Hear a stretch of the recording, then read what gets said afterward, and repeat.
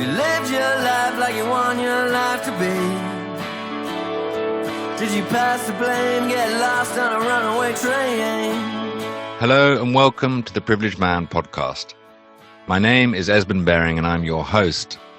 On this podcast, you're going to hear about the experiences of men and women who became aware of and found ways to break free from the molds of expectation, to live their lives adventurously and truthfully, and discover their true selves along the way. These sovereign souls are sharing the insights they had that led them to be unapologetically who they are. These conversations are rich with moments of realization, transformation, and insight that can inspire the willingness to look at your life in new and refreshing ways. My guest today is Sasha Cobra. Sasha is a world-renowned teacher, healer, and energy worker with a focus on spirituality and sexuality. She is known internationally for her unique way of using orgasmic energy for healing and raising consciousness. Over her 10-year practice of the work, she's built up a reputation for assisting trauma victims get their life back when nothing else has worked. Her expertise in sexual dysfunction, sexual trauma, conscious relating, and conscious lovemaking has gained her thousands of clients in over 50 countries, including sex therapists, coaches, teachers, doctors, scientists, CEOs, professional athletes, and celebrities. Welcome to the Privileged Man podcast, Sasha. It's really nice to see you again after 5 years. Really nice to see you. Yeah, you and I met about 5 years ago after you and your work was made aware to me at a time when, I guess in the mind at that point, I would say I was struggling with physical, sexual and sensual intimacy, or so I thought. And I'd never come across the work, body work, energetic work. Everything was in my mind when it came to my sexuality. I had ideas about what it was to be a man, to perform as a man, to have sex as a man, to have sex with a woman, to do things to a woman. And the idea of being with a woman was a totally foreign concept. So I came to see you to get some support in this area. And when I came to see you, it's when I became aware of the fact that actually there was an enormous amount of energy and emotion around my sexuality that required some examination. And I found a lot of shame and a lot of guilt around my sexuality. And it's been quite a journey since you and I met, and you helped support me in that domain. But as far as like introducing you to the podcast and having people just get to know a little bit about you, could you share just a little bit about, where you came from before you started this work, how you came across this work, and who you are now? Yeah. Gosh, there's so many different ways to answer that. And I actually use so many different ways to answer that question. But the longer that I do this work, the shorter my intro gets. Great. And the short version is about over 15 years ago, I came across a man that had been doing this type of work for over 20, close to 30 years. And I had spent some time with him, and he introduced me to taking a lot of the interests that I had and showing how it could be of service to people. Mm-hmm. So I have been doing this work now for 15 years. 8 of those years, the beginning 8 years, I worked exclusively with men. Yeah. So a lot of people now that have come across this work as of late actually don't know that about me, but the majority of the years of me doing this work had been focused on men, men's empowerment, men's sexuality, relationships, all things in support for men. There really isn't much support for men in the way that there is for women. Right. So my focus had been that. And over those years, women basically hunted me down the way they tend to hunt down things that they desire. Yeah. And at one point, I just kind of caved in. It was one after the other. And I thought, okay, maybe this is a sign that I open up the work to women. And it's been very fascinating for me as well to work with both genders, because I had had so much experience hearing men's stories, men's problems, men's vulnerabilities, and coming into the world of women, even though I am a woman myself, was very, very eye-opening for me and allowed for me to have much more compassion for myself as a woman, seeing the kinds of things that women go through and just the amount of self-sabotaging that they do, which is quite different from the pain that men carry. You know, one of the things that I noticed working with bodies and doing this type of energy work is that a lot of what I would call the trauma or a lot of the pain that men would carry in their bodies oftentimes came from external stimuli. How they were treated by their mother, how they were treated by women in their life. It was a lot of pain that was caused oftentimes by women. And contrary to popular belief, when I started working with women's bodies, a lot of the pain that women carry, yes, it can be caused by external forces, but the deeper aspects of it were self-created. Wow. And what I mean by self-created is the unworthiness, the beating themselves up, being very violent with their own selves, whether it's through their thinking, their speaking, their actions. It was a completely different type of pain that women carried. And although in our society we think that so much of the pain that women carry comes from being around dominating men and being oppressed and all these things, and yes, it's true, but women really lack the responsibility in their own sabotaging of the quality of their life. And that's kind of been my my new adventures, my new explorations in these last years, having come across so many women.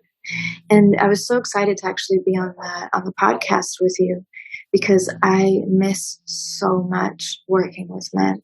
And I still work with men, of course, they still come to me. Yeah. But I will always have a soft spot for men. Men are incredible beings. Just the level of generosity, big-heartedness, perseverance, and internal strength that men carry is incredible for me to witness. And I have a very different experience than most women have in our society, you know, mainstream like. Yeah. But I have a very different experience of what men represent in this life, because for me they are the most magical, incredible beings that will always have a soft spot in my heart. It's so beautiful for me to feel that appreciation and that love that comes from your heart. It's not often that we hear that, funnily enough. The thing is that it's just there's not even conversation about them. Right. No, it's not only acknowledging them, but how about even talking about them? Right. Because in our society now, all we talk about is women.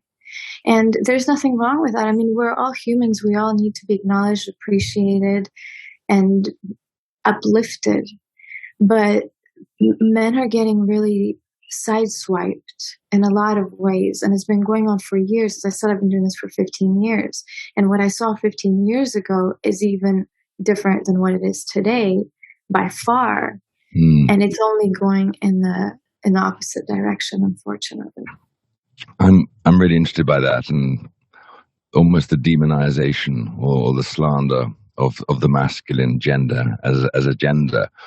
And hearing you speak a little bit earlier about how a lot of the masculine wounding is coming from the motherline as well, in the way these men are treated as boys. Could you talk a little bit about some of the main issues that you see in men who've come to you over the 15 years regarding their wounding, regarding their misunderstandings, that might help provide a little bit of clarity to anyone who's listening to this conversation, that might just pique their interest to say, well, hang on a second, that sounds a little bit like me, and maybe there's some hope, or there's something I can do about some of the wounding that I'm carrying that I may not be admitting. Yeah. By far, the biggest and primary wound is the relationship with the mother. And little boys want to love their mom. They want to be loved by their mom. And that's their first experience with the feminine. So also, because women have never really understood what it means to be a mother in a way that is healthy, whether you have a daughter or a son, they oftentimes are very controlling and smothering. And when it comes to raising a young man, yes, you need to mother him until a certain age. But when he starts to even get to being still a boy, but into his adulthood as an adolescent, there has to be a level of giving him the freedom to think and make decisions on his own. And that is something that mothers rarely ever allow for their children, male or female, to do. And with that, one aspect is the controlling mother. Another aspect is the fact that this little boy wants to please his mom and he wants her to be happy. Yeah. So oftentimes what women as mothers request of the men in their life, whether it's adult men or adolescent men or male children, is something that never really gives the space for the man to blossom into the masculine qualities that are really his gifts, which is the discipline, the clarity, self-discipline, not discipline from a standpoint that he listens to you, but discipline from a place of his own authority. Mm-hmm. That sense of his own self that can think freely, act freely, and do from his internal compass of integrity and truth. Mm. So this constant leading of a young man, which then transfers into leading into his adulthood, where the man is always following, is the most crippling thing that has happened to men, and the most crippling thing that has happened in our relationships between men and women, because men are meant to lead. Mm. Men have certain qualities that are really natural for them. Now, we do carry both masculine and feminine energy, so it does not mean that a woman can't lead. But I know for myself, as somebody that had been consulting, coaching men for many, many years, the moment that I am done with the guidance, I want to lean into my feminine. Right. I don't enjoy being in linear thinking. I don't enjoy being in giving direction all the time. What I do comes from a very intuitive place. So it's like I'm swimming in all the energies and allowing myself to be a guide while actually following something that is guiding me from above. I love that. I love that. Yeah. So I would say that wound is very relevant with a mother, but another tremendous wound that men carry now is created collectively. And what I mean by that is that in our society, we look at what does it mean to be a man? And for a lot of people, the qualities of the masculine, or we look at men in general, who is in the governments, who has been dictating life in society, who has colonized, who has enslaved, who has raped, generally speaking, although this is a hot topic because I have a lot to say and contradicting myself, but let's just not contradict myself for a moment. We look at all that and we say that's the masculine. So a lot of men that maybe even didn't necessarily have a controlling or smothering mother, they look at masculine figures in our society and or their father figures, uncles, grandparents, and what those men represented in life, and oftentimes judge those men due to unconsciousness on the planet, due to them having unhealthy masculine traits, meaning nothing wrong with being a man, but the unhealthy masculine qualities can look like rape, abuse, dictatorship. The same way that there are a lot of unhealthy feminine qualities like emotionality and indecisiveness. And for a lot of women, this energy of control smothering, things that women do.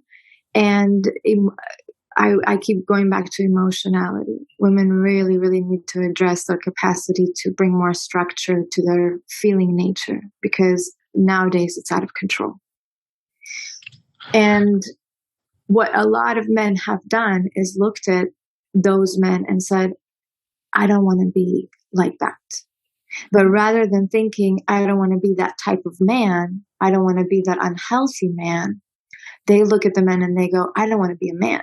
So then they start to pull away from their innate gifts as men and lean way too far on the feminine side. I'm going to be receptive. I'm going to let the women lead in my life. I'm going to keep my mouth shut and not speak truthfully. I'm going to please. And so that wounding that we've created collectively around the masculine is, I would say, probably predominant now, because we're not just talking about people that had a certain type of childhood. We're talking about people with a so-called regular childhood still swimming around in this insanity with everybody else. Yeah, and that's what it is, isn't it? It's insanity. It's insanity. It's complete insanity, and yet it's put in place for a reason. And for why? Control. For control. For control, precisely. For control. And the control is on so many levels. One is it disempowers the men, but another thing is that debilitates relationships. And we as social creatures are meant to relate. We as men and women are meant to be complementary in our energies. We're meant to unite and be a powerhouse of infinite possibilities of life.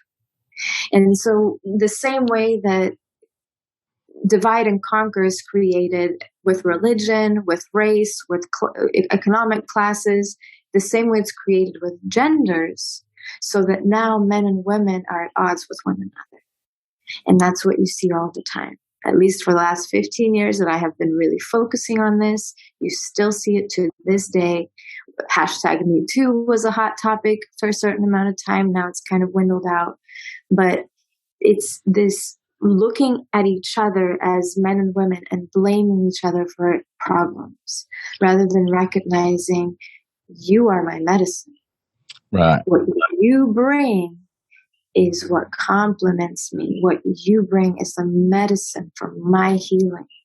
And how do I honor you as a man? How do I acknowledge and give credit for the beautiful qualities that you have, for the truth that you bring? Meaning for myself as a woman, I don't want a man to just follow what I do. Why? Because I'm not always conscious all the time. I'm not perfect myself. I can have conditioning and trauma just like everybody else on the planet. So a lot of the requests that I may have, or at least some of the requests that I may have, and where I may be wanting to lead things, may not even be to my own best interest. To come back to where we started right at the top of the conversation with some of the problems that men presented to you when they came to do some healing work with you. I can certainly speak from my experience, Sasha, is that I was a non-feeling, insensitive, psychically numb being. I didn't have access to my feelings, in spite of being a highly, highly sensitive boy and a highly sensitive man. And in my journey of coming back into sensitivity and the subtlety, my experience of being with myself and being with you now is that I can sense you, I can feel you, so I can experience you, not only with my eyes, but all of you. And there's a sweetness, and there's a sensation of the beingness of our coming together. And that to me gives me access to an experience of woman or the feminine in a way that was never available to me before.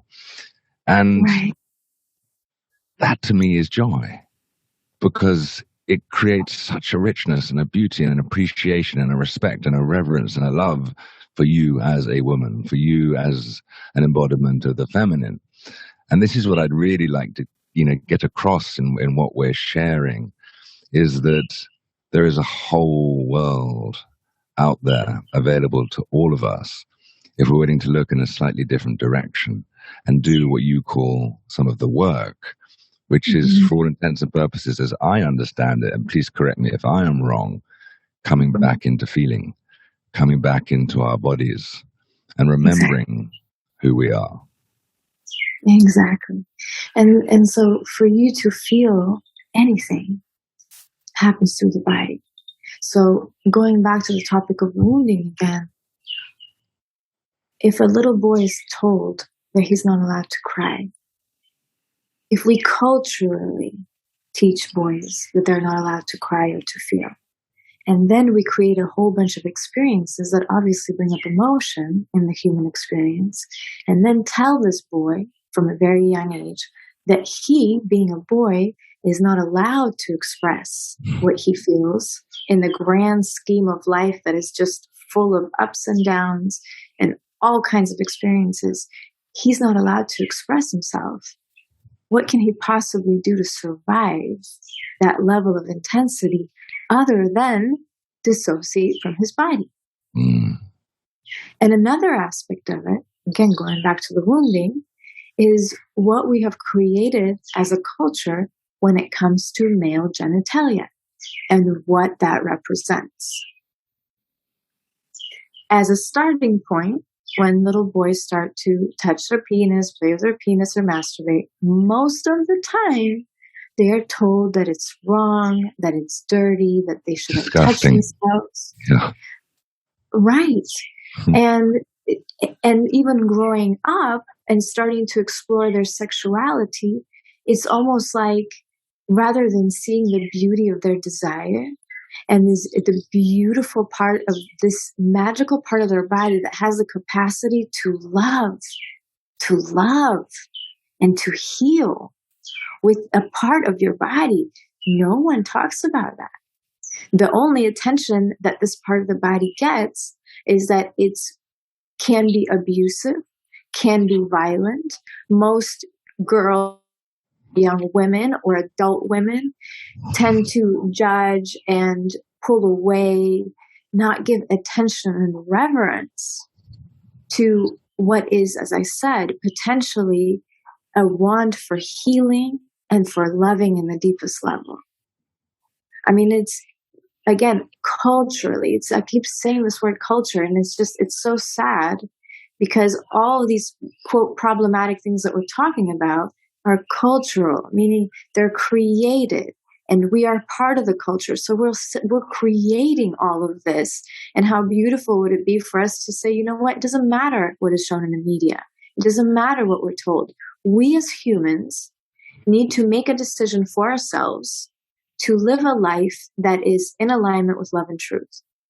That means that me and you, when we come together, I look at you as a human being, you look at me as a human being, and I revere you for who you are. I see the beauty in you. I see the power in you. I enjoy every part of your body. I see the beauty of every part of your body, whether it's a man or woman or everything else in between. We're all divine beings.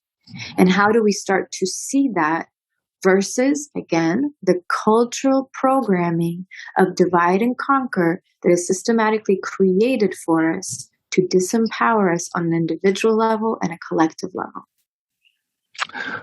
So for a man, the genitals, and this is how they get you, and I'll talk about the female part too, because even though your listeners are men, they really have to understand this part. The way to disempower a man or any human being is to make that human being cut certain aspects of themselves out. So if a man then sees his Uncle Joe that had sexual abuse or had sexually abused someone, or sees the president that they feel is dominating and dictating to the world, that particular young boy will say, you know what, I don't want to be the man, so what do I disconnect from? The part of my body that represents me as a man the most. So now I'm going to dissociate from my genitals. I'm going to not visit that part of the body energetically, meaning me, myself, or you yourself here while we're sitting. The way that you get to enjoy me and feel me is by feeling, just being in your body and feeling. So that boy, that man, grows up saying, I'm not going to feel my genitals. By doing that, I'm now cutting out the seat of my identity as a man that carries the power of the man. So that is his self-worth, that is his decision-making skills, his ability to structure, to discipline, his power, and his ability to heal and love with that part of the body. Others, and also himself. It's a nurturing energy that comes through the genitals. That's why, even in this backwards culture, men try to nurture themselves through their genitals.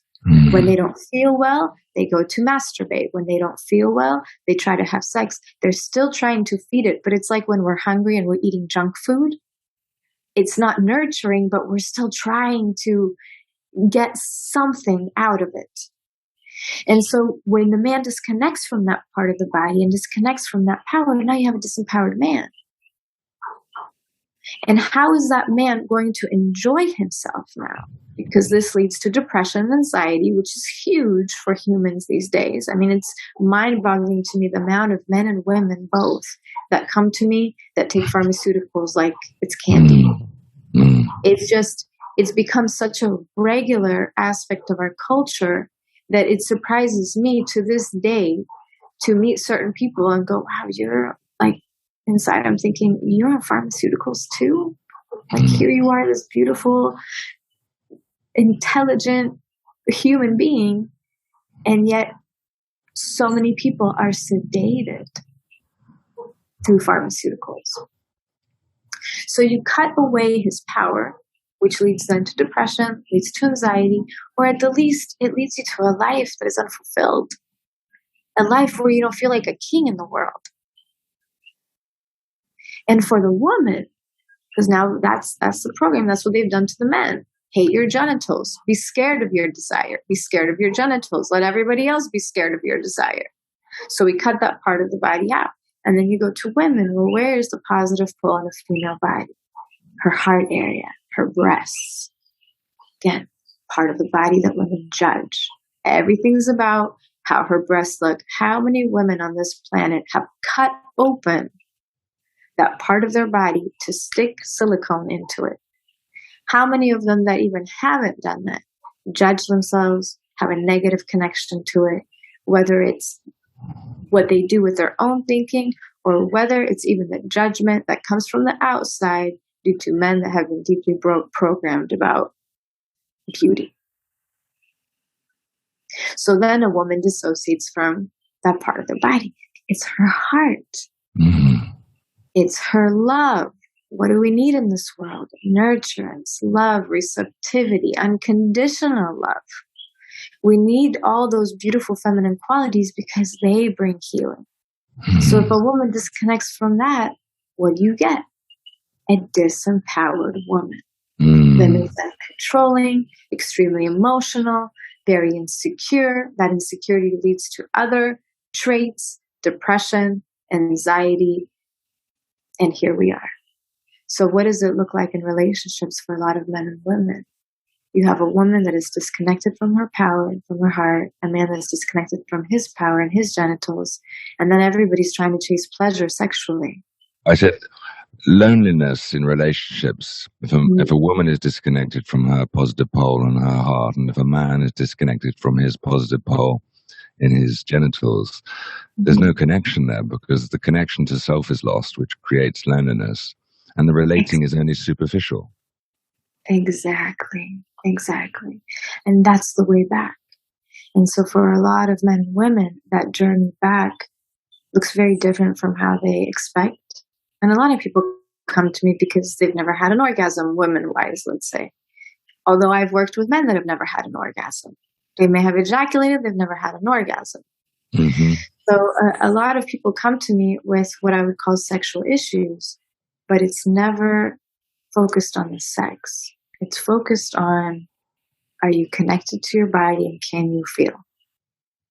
And that's what I realized for probably the last, 6-7 years. My focus has been, how do I get people back to feeling? Because when they feel, nature is very intelligent. It will show you what to do. Pleasure is your birthright. Beautiful connections and sex is what happens naturally. The bodies know what to do. The penis perfectly knows what to do with the vagina. Yeah. And the vagina perfectly knows how to assist the man's penis in having an erection, even though we think that men have to work so hard to stay erect without realizing. I love this, Sasha. And just on that, particular point about the vagina knowing how to support the penis and the penis knowing how to respond to the vagina, because this was something that I struggled with my whole life, having received my external stimulation and arousal from pictorial and video form in pornography from the age of 13 or 14. When my penis didn't stand to attention in the way that I thought it had to, basis the programming I had, I immediately thought there was something wrong with me. And then as I've grown and as I've learned and as I've realized the natural intelligence of the body, there's a reason that my penis isn't responding in that moment. And when an embodiment occurs and when a woman that I'm with is in her body, the penis naturally responds in the right moment. And even further to that, misunderstandings and misconceptions about there need to be a proud, firm, and erect penis to plunge into a woman in this sort of proud, soldier-like form of performance. Actually, what I've come to realize is it's quite the opposite. And there's a sensitivity and a gentleness and a soft penis entering the vagina is more tender and welcoming until she's ready to receive the fullness, which can happen when the two bodies are ready to converge in that manner. Can you talk a little bit to that, if what I've said makes sense? Not only does it make sense, but allow me to congratulate on your progress in these last 5 years. It's beautiful to see you speak so clearly about this topic, and not only that, but to share it with other men, because it's exactly that. So, what the sex is really an energetic phenomenon. Energetic lovemaking is the recipe for the healing that needs to happen in the world.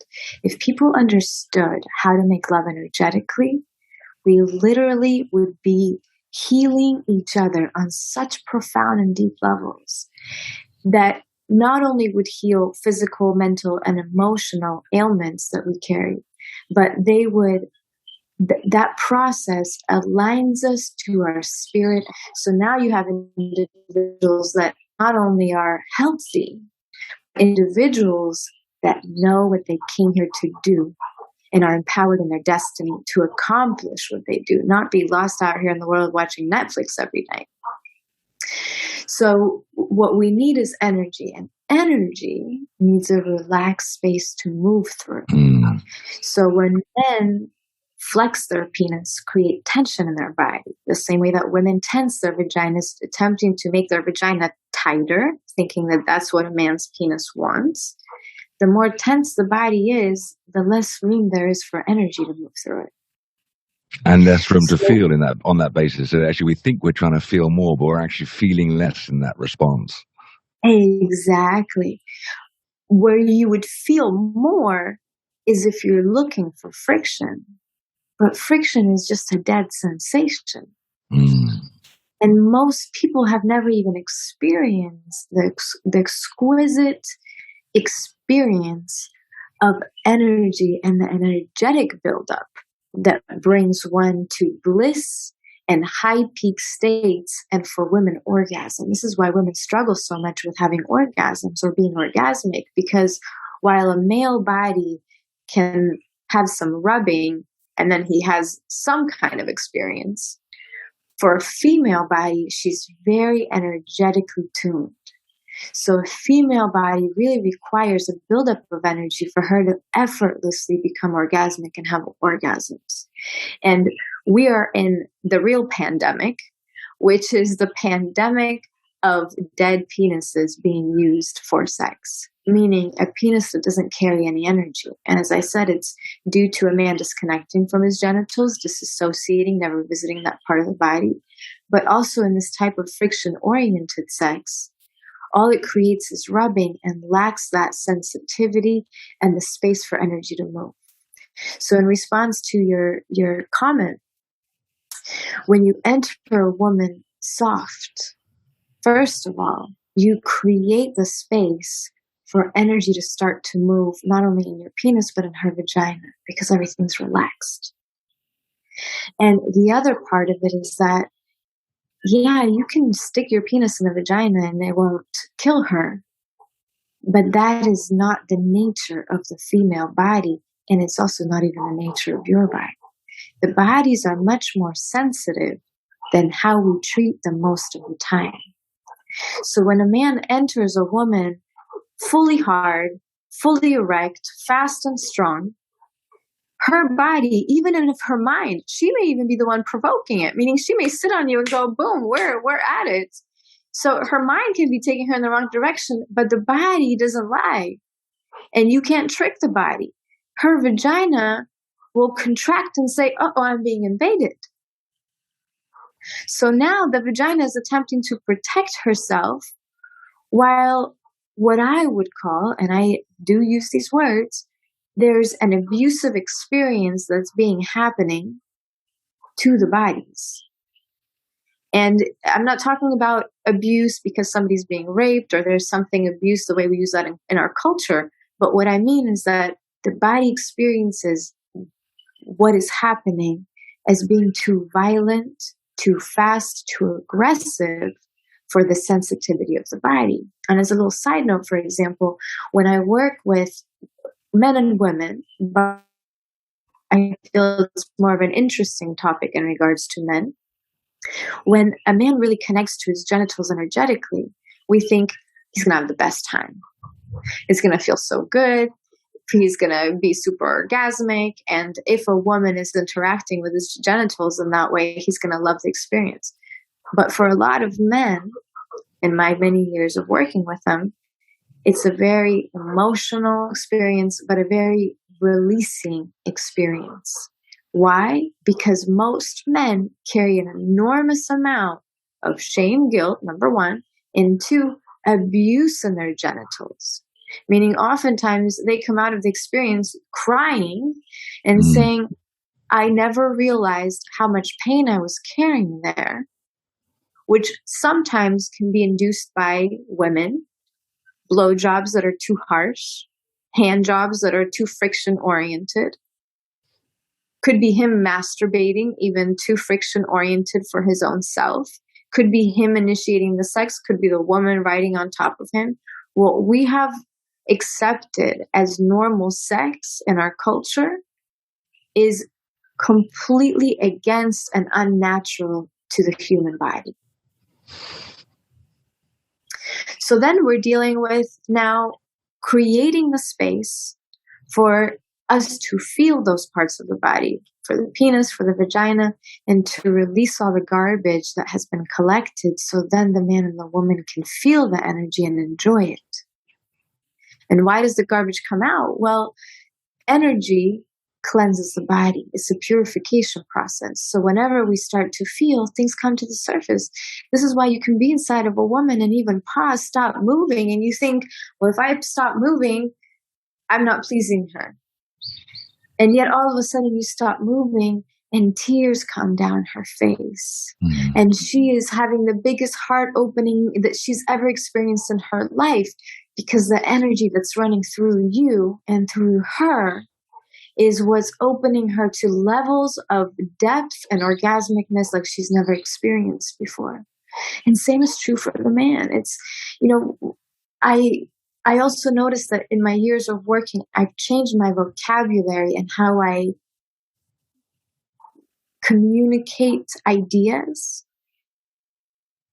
And now what I want to communicate to men, as cheesy as it sounds, if they can just play with what I'm saying, apart from the fact that they have to relax, apart from the fact that they have to get out of all their mental stimulation, all the porn that they create in their head, whether it's watching a porn with their eyes closed, whether it's looking at her body and attempting to get the right angle to stimulate themselves, that's for me a little bit on the amateur side.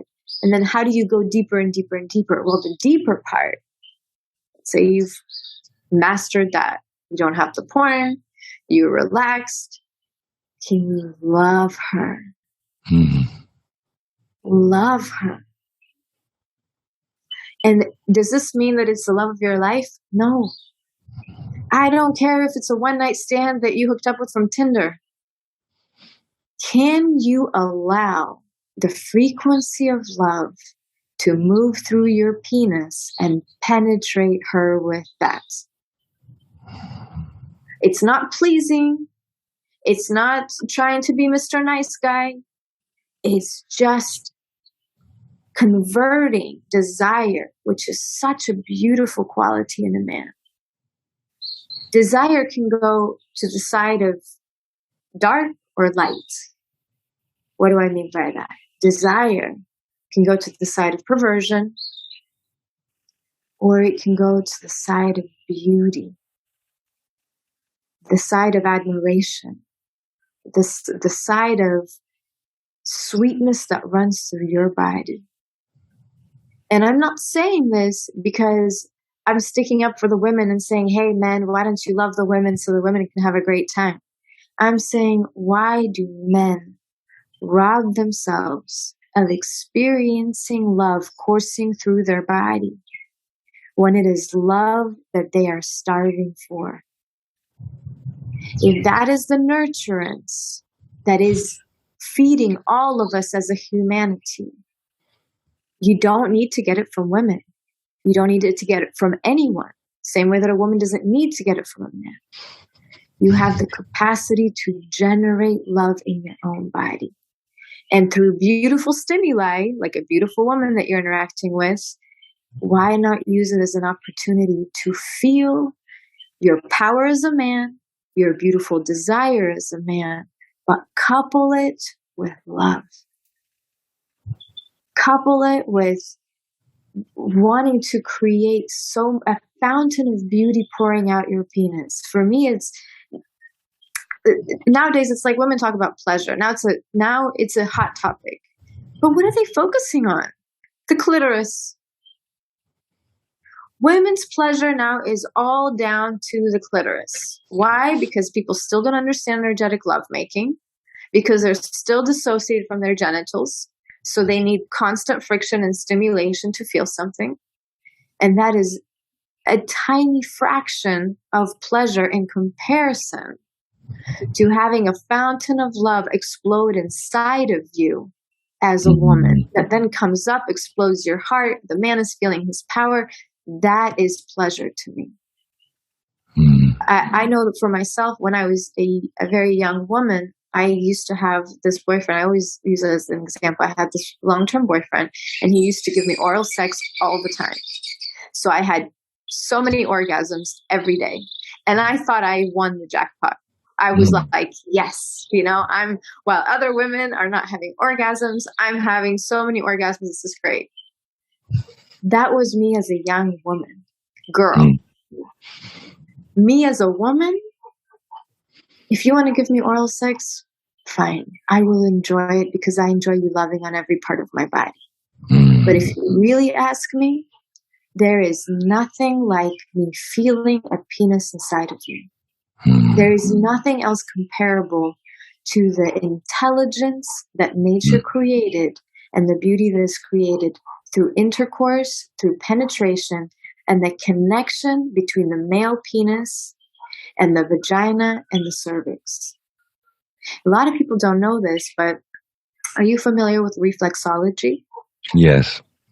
So reflexology, as we know it, very common in the feet, foot reflexology massage. People go do that in our hands and our ears. What they don't know is that we also have reflexology points in our genitals. And the head of the male penis, the men's penis, is the heart. It's correlated to the heart. The cervix on the woman is connected to the heart. So what happens in penetration? Not boom, boom, boom. Again, not the invasive hitting up against the cervix so that the vagina contracts, the cervix pulls up and tries to hide from the man. But in energetic lovemaking, where it's more like you're dancing, the genitals are dancing together. And when the head of that penis starts coaxing and stimulating the cervix of the woman, what is really happening is a dancing of the heart. It's no longer the genitals. It's the man's heart with the woman's heart connecting together. And then remember, we're talking about energetic lovemaking. So we're talking about energy being built up. So now energy is not just being built up in the genitals, it's being built up in the heart. This is why through that type of penetration, through that type of connection, as I said, it's very common for a woman to all of a sudden burst in tears. Same is true for the man. Thank you so much for sharing all that. It's so informative. And speaking about the head of the penis being the heart and the positive pole for the man being his penis, can you talk a little bit about that? Perhaps men may not be aware that that desire to be with a woman and to penetrate a woman and be with her vagina is actually his yearning for love and connection to his own heart. He just may not be aware that that's how he accesses it, through his positive pole and his penis. Yeah. And the thing is, and I speak about this to men and women, we have to understand how we as men and women are different and how our bodies operate differently. So a woman, because her positive pole is up here, this is her way of giving and receiving love. Women, generally speaking, like to cuddle, right? They're more like, oh, but can I have more foreplay? Come to me. They draw the man into their breasts, like hold me, hug me, kiss me up here. That's her world. So then a lot of women will start to rub the man's chest and do what they think they would want to have. But our bodies are polar opposites. So the man also, because he gives and receives love through his genitals, that's his point of reference. That's his center. So he's always trying to pull the woman into his genitals. Come over here, in whatever kind of version. And so we have this misunderstanding again. And then what does a man do? When he approaches a female body, he interacts with her body thinking, I'm going to do to her what I would want. So the moment I get to her, I start touching her vagina. Yeah. I start touching her clit. I know I like that. She must like that too. Yeah. Again, polar opposite. So we need to have that, again, understanding, that reverence for each other, and understand that for her, that arousal starts in her positive pole. She needs that connection up top for her to open in her vagina. For a man, he needs that connection in the lower part of the body to open up his heart. So a lot of women think, I want to open up the man's heart. How do I get him to be more receptive? How do I get him to love me and adore me? I'm not saying you have to have sex with every man. Don't get me wrong, because that sounds wrong. But if you understand how he operates, then you'll have more compassion for his biocomputer. And understand that his experience of loving and receiving love happens through his genitals. So then when you make love, and it's true, I mean, you probably have had this from your experience, when the love making is beautiful, you come out and you go, I'm going to marry that girl. Like that's, I'm in love. Right, because you are in a state of love. But that's when he opens up. He opens up through the lower part of his body. For the woman, he starts kissing her, speaking to her, touching her breast. And then she goes, I want to have sex with him. Right. I want him inside of me. Right. Interesting. Because she opens up in that part of the body. Interesting. It's so fascinating hearing you speak, because it's so back to front. And then when you say it with such clarity, it just makes so much sense. And the beauty of us having those polarities in our bodies is that when we come together in intercourse, we create an energy circuit. So just like two batteries and a remote control that sit polar opposites, so you, from your positive pole, from your sex center, from your genitals, you give to me. That's the output. I'm receptive in my lower part of the body. I receive you. I pull that up to my heart that outputs to your receptive heart. And now we're generating energy like two batteries. We're nourishing each other. That energy is like water that purifies the whole system. Right. The problem is that most people never have the waters even move during Right. lovemaking. And I love, and just on that, you know, you spoke earlier about clearing the emotional debris. So if we're fortunate enough to be in our bodies and the energies are starting to dance with one another, and we've got beyond the idea that we need friction and stimulation to stay erect or feel pleasure, to allow ourselves to be with whatever arises, and to know that it may be debris. So there may be anger that needs to be expressed, or frustration, or there may be a deep sadness to come through, or some fear may arise. Just to acknowledge that that is a process of clearing, and that may occur. And the other side of the willingness to be with those experiences, even though they don't fit an ideal of what men and women coming together to make love or have sex, just to be with the experience and to be curious and to stay with that, to see what is the other side of it. And this is where communication comes in, because for a lot of men, for example, if you're making love to a woman and you don't have the understanding that you just shared, she bursts into tears. She's going through stuff. You may think, oh my God, I'm hurting her. Oh no, do I need to stop? Do I need to pull out? And what you actually need to do is nothing. Stay with nothing different from what you're already doing, because it's what you're doing that is creating such a healing space for her to purge up all her pains and insecurities. And same is true vice versa. So the communication is to understand that lovemaking is a healing modality, and to say, hey, we're going into this experience. I would love to make love to you, and give yourself the space to feel whatever there is to feel. Yeah, and I will give myself the space to feel whatever there is to feel, so that we can not only use this for our connection and for sharing beauty, but as a space for us to heal each other. And I tell you, I don't care if it's a one-night stand. I'm a different type of woman, I have to admit. But for me, it doesn't have to be a special someone. The fact that you are connecting with someone is already special enough. Even if it's for a one-moment situation, you never see them again. Why would you ever rob yourself of beauty in every moment of your life?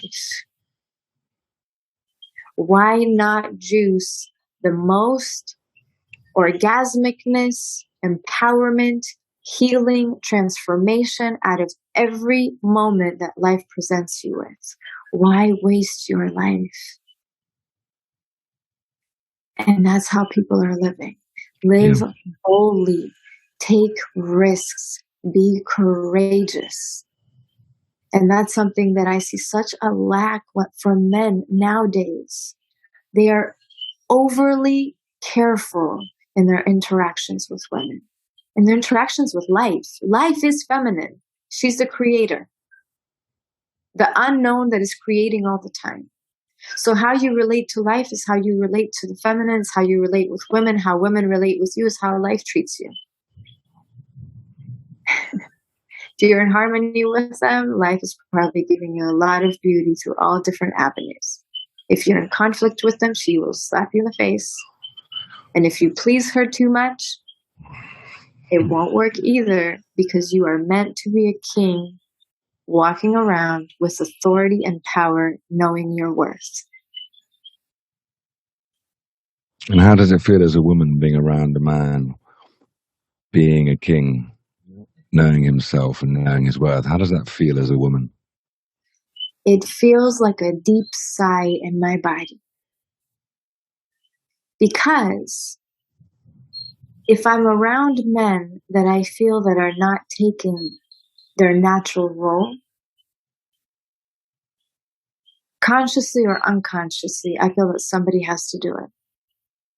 Meaning, if you're driving in that car with me and you have no idea where you're going, consciously or unconsciously, I have to feel like I got to tell him where to go. And when I know that you've taken charge of your responsibility in that moment, a deep sigh comes over me and I get to look out the window, enjoy the scenery, and relax in my femininity. So for me, it's that. It's like the deepest relief in my body to know that I can finally relax in a way that is very challenging if I'm surrounded by a bunch of men that don't know how to take the roles that naturally come more with ease for them than they would be for me. Yeah. And you I speak don't of... like making decisions, for example. I can make them, but I don't like to make them. I don't like to think in the linear way. But what is the gift of the woman? And this is where intelligent cooperation between men and women have to come in. I can see all the pros and cons of a situation. Men are goal-oriented. Something, they see the goal, they go, I'm going forward toward that goal. What they oftentimes miss is seeing a huge picture of a bunch of seemingly disconnected information that are all clues, signs, and signals toward their journey toward that goal. So for me as a woman in a relating, my favorite part of, I don't want to say my favorite part, there's many parts, but one of my most favorite aspects of this male-female dynamic is the ability for me to bring forth my gifts through my intuition and my ability to always see the pros and cons of a situation. So let's say if a man and a woman, a couple, they're making a decision to move to another city or another country. The man goes, we should move. Do we move here? Do we move there? He's just going to make a decision. I, as a woman, will come and I will say, if we move there, the temperature's like this, but the community's like this. The financial situation's like this, but then the kids will have this and this. So I present everything. And in reality, I don't want to make the end decision. I don't want to make that decision, but I want to use my gifts in the decision making.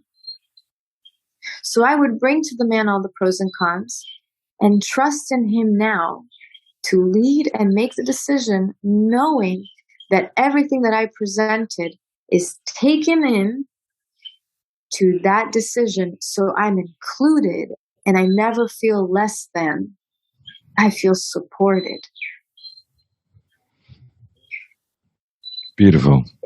I mean,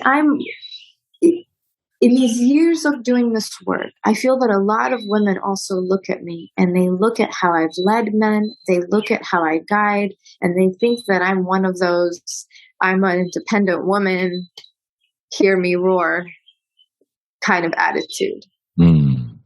So far from it. I love being receptive. I love being led. I love relaxing and allowing for a man to do what he's so beautiful and good at. And whether that is in regular decision making, like the one I just shared with you, or whether it's even in love making. How do I trust you enough to then say, have all of me? This here, you own it. How many women fight to say, you don't own me? This is my body. You can't have this. The man wants to explore. You say, I don't want you to do this, but you can do this. Again, we're talking about healthy situations because a lot of men out there are so cuckoo, so programmed, so insane in their thinking due to the cultural propaganda that you can't just let any man do to you what he wants to do to you, because a lot of it is going to look like porn, which is insanity. But once we go past that, once a man is able to remove that social conditioning, I, as a woman, say, I'm yours. Have me. I trust you fully. And why? Because I love to be taken. If I feel your love and I trust you, I want the rapture. Mm. I want you to claim me. I want you to own me. I know it's going to sound crazy. I'm just thinking of all the minds listening to this podcast, but I want to be yours in my totality because it brings me the deepest, sweet surrender that I could possibly imagine to give myself to something greater. And there's nothing greater than love. So if a man can love, have me. Whatever you want to do with me, I'm in. This is like a total surrender to the something greater, to the something deeper, to the more spiritual possibility of a man and woman coming together. So yes, this idea of Sasha is feeling safe enough and trusting enough to let go to this experience. And what she's letting go to is the truth of who she and her man are in that moment of union. And what I'm surrendering to is seemingly to him. Right. But only is this possible when a man is of a certain quality, and that type of quality is of him being in deep surrender to God. Don't like the word because it's not I'm not using it in a religious sense. I'm using it from a state of, it's not his ego that you're surrendering to. You're not giving yourself to that. You're giving yourself to a man that has dedicated himself to a deep surrender to the higher, to spirit, to existence, to God. He's being led by love, by beauty, by truth. So even though I'm surrendering through your vehicle, let's say, I'm surrendering to love and truth through you. And I trust you to be that vehicle. And you trust me to be a vehicle for love. You know, I speak about my work being in service to love and truth. For me, it's also the polarity of masculine and feminine. Truth is love, and love is truth. Right. Men and women are humans. We're all the same. But we just have that slightly difference of flavor. The man is truth, the embodiment of truth. The woman is the embodiment of love. And that's how we dance together. I mean, I realize it's for most people listening to a podcast, it seems very foreign what I'm sharing because they're still trying to figure out how to stop masturbating to porn every day. You know, that's a journey in and of itself. But I at least want to inspire the men to understand that there is so much beauty if they start to stop feeding their immediate, I don't even want to call it pleasures because they're barely pleasures. You know, it's like they're compulsion. Yeah, pretty much. It's like I said that, you know, you're hungry, you want to nurture yourself, but you keep going out to eat McDonald's. Right. And then you think, man, I'm hungry all the time. What's wrong with me? Well, start to explore life in another type of way. Start realizing that the junk food that you are feeding yourself through social media, through Netflix, through porn, through what you give your attention to, that is not what's going to bring you beauty. What's going to bring you beauty is your spirit that runs through your body, your connection to your body, so that you have a whole world of possibilities available to you that you never had. And so, you know, sexuality and sensuality can be a practice for liberation, to free ourselves from the hidden forces of control that are disempowering us or effectively rendering us impotent. Because earlier you spoke to boldness and to courage. And what do those words mean to the person, man or woman, but men especially, who are not in feeling states? Because in order to be courageous, there's something to be courageous and come back into our hearts. There's an awful lot of debris, let's call them emotions or lower vibration states that have to be felt through. So the process to courage and to boldness and to liberation can be brought in, can be the sexual life force, desire, can be used as a way to, like you said, purify and clean us. And sexually liberated people are very difficult to control. Am I right? Absolutely. Absolutely. But let's also define, what does it mean when we say that a person doesn't know how to feel? They're not feeling, not because they don't know how. It's because they are systematically doing things to not feel. Okay. So, and I've had this conversation many times with people when we talk about, well, everybody's so insensitive. No, they're not. Everybody is so sensitive that they try so hard to not feel. Mm. They drink, they smoke, they shop, they eat junk food, they scroll through their phone to distract themselves. They look for distractions. So the first thing that I would say to an individual around boldness and around being courageous is be bold and courageous enough to stop distracting yourself from yourself. Love it. Because the moment that you stop distracting yourself, my goodness, is there so much feeling in there? That's what people are trying to prevent themselves from experiencing. That's the first step. Stop distracting yourself. Feel what your spirit is attempting to communicate to you. If you're pissed off, you don't need to distract yourself. You're pissed off because spirit is saying what you're doing is not in alignment for you. It's giving you the gift of anger. It's giving you the gift of sadness. It's giving you the gift of all of these emotions so that you can get the red flag, which is the emotion, to say, something is off in my life. What am I angry about? Well, I'm angry because I worked that stupid 9-to-5 job that I've hated and have wanted to quit for the last 5 years, but I'm still stuck there because of my comfort and my fear of the unknown. So I'm going to stop distracting myself. Now I'm getting angry about it. And that will push me to live boldly and courageously. Whether it's with career, whether it's with our relationships, whether it's with our sex. All of that. And so when we start to be in the body, we start to feel what we've been running from. Let yourself feel it. Let yourself process it. Let yourself cry.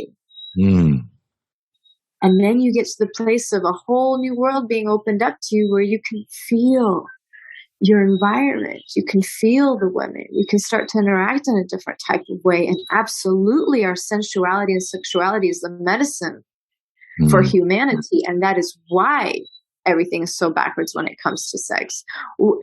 People don't even realize, but at least the free porn websites like YouPorn, Pornhub, they're owned by a very small group of people. In fact, I watched a documentary which was fascinating to me. I think it's called Pornocracy.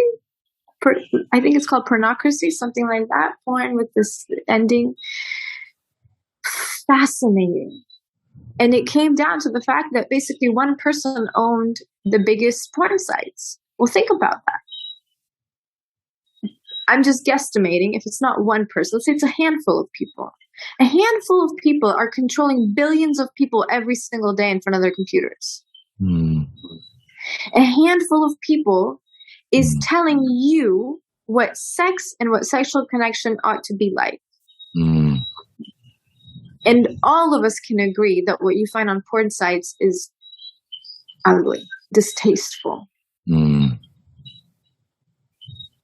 But that's all we have, right? You're going to go to a free porn site. You're going to see images. They get imprinted in your mind. Then you're trying to connect with a woman. And all of a sudden you're trying to do things that unconsciously you don't even know where they're coming from. But you saw that image. It got imprinted in you. And think about this. This is your life force you're playing with when you're in front of that computer. your life force. No one is watching porn to not ejaculate.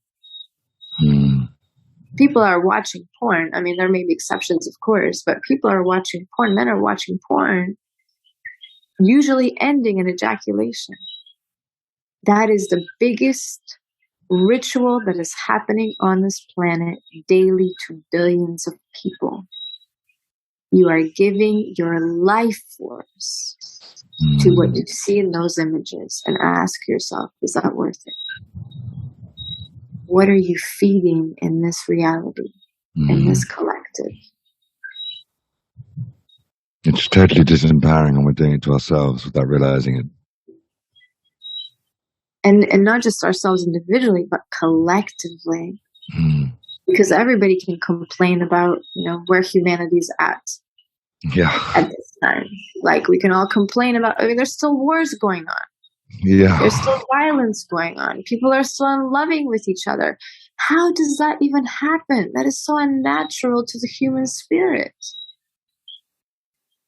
But what are we feeding? Why do we turn on Netflix and watch a movie when every single movie on Netflix, and if I'm wrong, please recommend me something to watch. I would love to just sit down and watch a movie that opens up my heart.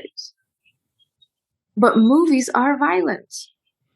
Whether it's action, whether it's a romantic movie where they're yelling at each other before they have hot, passionate sex, whether it's jealousy, betrayal, there's always some form of violence in movies. We are taught what reality is. Turn off your TV and create your reality. We are taught what it means to be human. And it is so backwards from what it means to be human. We're taught what it is to do human rather than be human, I feel that's the I just got goosebumps, man. That's a quote right there. Yeah. That is precisely that. That's beautiful, beautifully said. Yeah.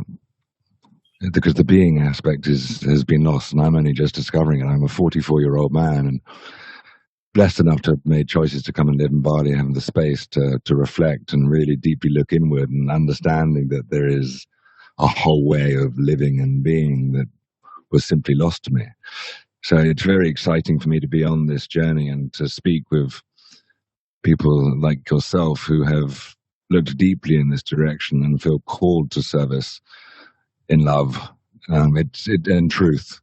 It feels so important to be in these conversations because we're stronger together. The more conversations we're having like this, just to blow on the embers that are fanning in the core of our being, just to blow on them and blow on them and blow on them until they spark into flame, and then we can all fuel the flames together to make some change. And for me, what I would encourage men to do is embody truth in every aspect of their life. And what I mean by that is that start questioning everything that you do to see if it's in alignment with your truth. Because, as I mentioned before, starting with the mother, many men have been programmed out of knowing what is truthful for them. They have become followers. Yeah, do as you're told. It's from boyhood, and it's for me anyway. And this is controversial. The pandemic being the greatest social experiment of all time, just to see how people would do as they were instructed and told. Well, guess what? It works. It works. And now we can do anything we choose because the people will follow orders. And why do they also follow orders? You have to think about that. One thing is that, as you said, everybody has been taught to follow. You follow your parents, you follow your teachers, you follow your bosses. You're taught all the time to not think for yourself. The whole system, the education system, is created for you to not think for yourself, number one. But number two is fear. Fear is the key to make people follow. Whether it was fear of your mom, dad, whether it was fear of your teachers, whether it's fear of your bosses, everything is run by fear. And this is a fear-induced society. with a whole population of traumatized beings where you can trigger their fear response. Mm. And this is how we have all been controlled. Yep. And as you said, this whole thing that's been going on for the last 2 years has been a highlight of what I've been sharing around fear and the programming. And I mean, so many people that I speak to, and they would say, I just don't understand how this is even possible. But if you understand trauma and you understand what happens to people when they're in fear, then it all makes sense. Yep. Unfortunately. Yeah. Yeah. But it's crazy, and people have forgotten how to think for themselves. Yeah, and fear becomes the most conditioned state to be in, and it almost becomes normalized. Absolutely. Mm. And even think about as an example in these last 2 years, when you come across a fearless person, everyone freaks out. Exactly. That has become a danger. Since when is a person based in love? Because when you're in love, you're not in fear. Yeah. Since when is being connected to love labeled you as being dangerous, while people in fear have become labeled as the most loving, caring people? And on top of the superficial insanity, no one really pays attention to the why. What are they strategizing for? I mean, this is the tip of the iceberg. Mm. And people need to educate themselves on it. And this, again, because men are your audience here, they need to educate themselves. Mm. You need to lead, you need to guide, you need to bring truth. Mm. And before you can do all that, you need to understand truth. You are the natural protector of humanity. You are here to protect women. You are here to protect children. How are you ever going to do that if you don't have a clue about what's going on in the world? And to speak to the insane society we live in, and to realize it's more of a poorarchy than a patriarchy, and the patriarchy is actually boyhood psychology being meted out onto the masses, and this healthy masculinity that is needed for men to lead into the king, the warrior, the magician, and the lover energies, as you say, to steward, to protect, generatively rather than destructively.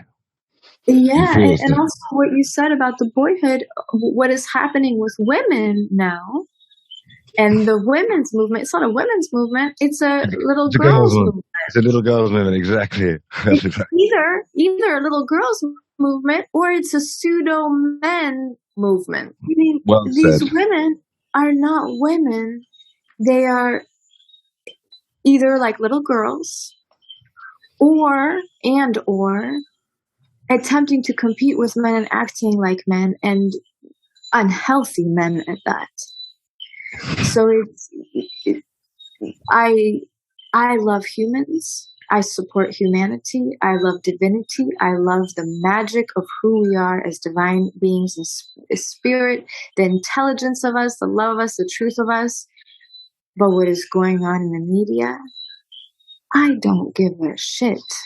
Mm-hmm. If it's a female president or a male president, I want to see an intelligent human being up there. Yeah, agreed.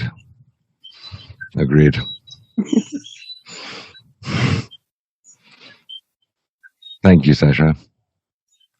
It's lovely. It's been lovely to be in conversation with you. Likewise. So until the next time, I'm sure our paths will cross at some point in time. And I'm sending you a lot of love till then. And love to you, very much love to you. And thank you for speaking truth. You lived your life like you want your life to be. Did you pass the blame, get lost on a runaway train? The Privileged Man is a men's movement that we founded in 2021 to create safe and connected spaces for men to gather and remember how to speak the courageous language of their hearts to live more sovereign and truthful lives. Men are reclaiming the power to choose their way of being, guided by their innate wisdom in the place of societal dictates. A brotherhood of consciously connected men is forming, and we welcome you to join us. If you'd like to learn more about the Brotherhood, please visit theprivilegedman.com, and we look forward to welcoming you.